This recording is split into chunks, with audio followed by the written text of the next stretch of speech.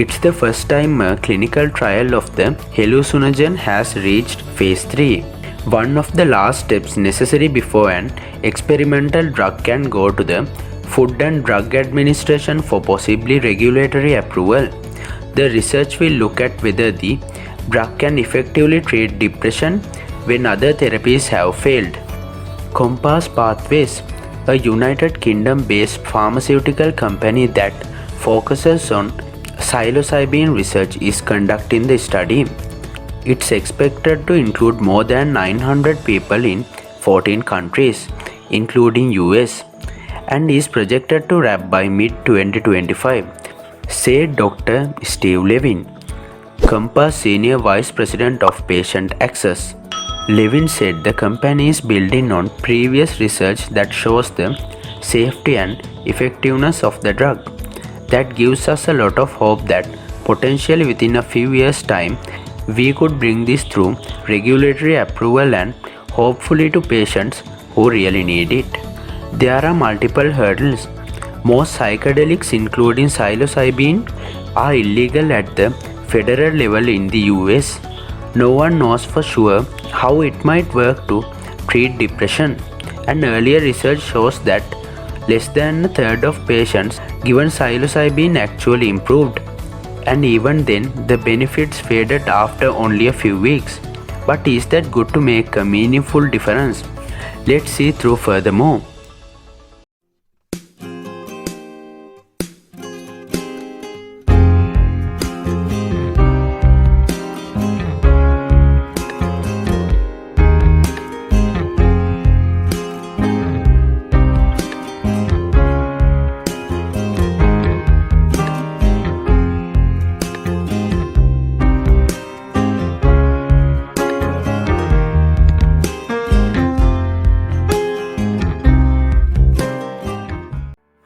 A difficult to treat population. Of the 8.9 million people in the United States taking medication to treat depression, a 2021 study estimated that just under a third, or 2.8 million, aren't helped by the drugs, a condition known as treatment-resistant depression.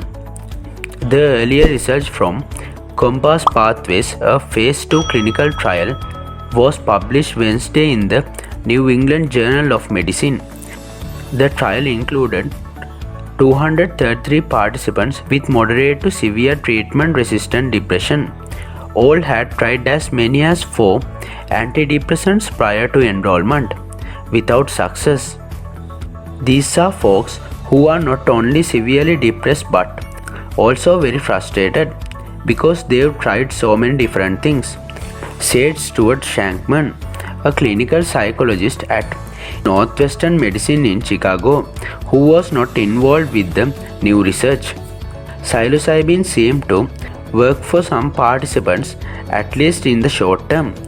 3 weeks after taking a 25 mg dose of the drug, 29% of participants reported improvement in their depression, the researchers found.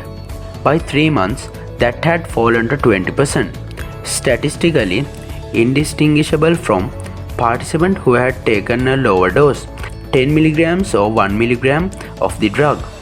Dr. Sandeep Nayak, an assistant professor of psychiatry and behavioral sciences at the Johns Hopkins University School of Medicine, noted that while most of the people in the study didn't improve from the psilocybin, the trial did show a benefit in a group of people who have not done well with existing treatments and therefore are going to be much harder to treat.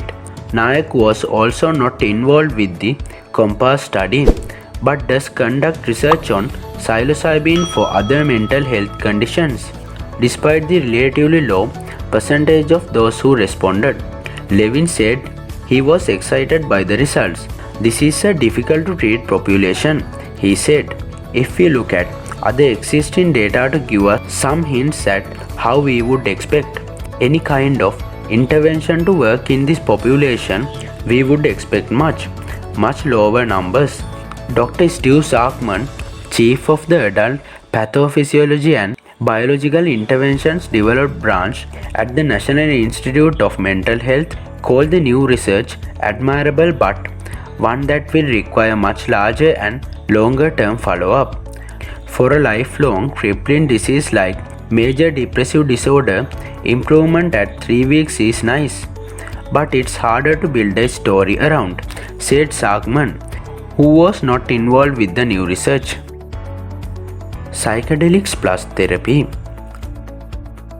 Treatment with the psychedelic drugs such as psilocybin is not as simple as giving a patient a pill and sending the person home.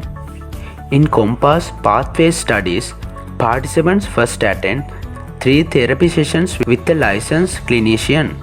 On the day of treatment, participants are given the psilocybin in pill form, then lie down in a room with 2 therapists. They wear eye masks and listen to a carefully curated playlist designed to map the trajectory of the psychedelic experience. A representative for COMPASS Pathways said in an email. The participants stay in that room for up to 8 hours, with the therapist close by if needed. The FDA requires clinical trials of psilocybin to have 2 people with participants during each session for safety. Sagman of the National Institute of Mental Health said that because the study included talk therapy, it's impossible to disentangle the two. That is it the drug that helps or is it in the combination of the 2 therapies? Previous research has found that the therapy component plays an important role. In the phase 2 trial, the majority of the participants, regardless of what dosage they received, experienced side effects. Usually within 24 hours of treatment, the most frequent complaints were headache, nausea, dizziness and fatigue.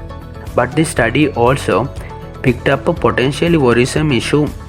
Of the 79 people in the group that got the highest dose of psilocybin, 2 individuals reported suicidal thoughts during the 3 weeks following treatment.